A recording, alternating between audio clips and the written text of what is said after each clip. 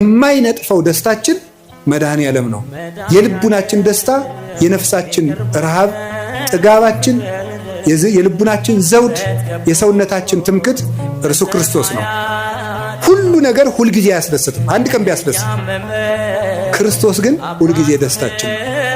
በልብስ ልደሰት ብትል ልብስን ወይ ሰዎች ይወስዱታል፣ ወይም የተሻለ ልብስ አሰፍተው የሚመጡ ሰዎች ያስቀኑና በአንተ ልብስ መደሰት ታቆማል። በጤና ብትደሰት ሲያምህ ይከፋል። በመልክ ብትደሰት ስታረጅ ይከፋል።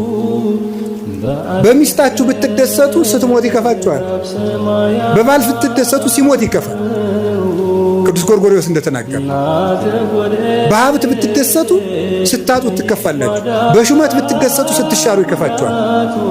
በክርስቶስ ብትደሰቱ ግን ማንም አይወስድባችሁ። እሱን ማን ይነጥቀናል? ሁሉ ይወሰዳል። የማይወሰድ ሀብት ክርስቶስ።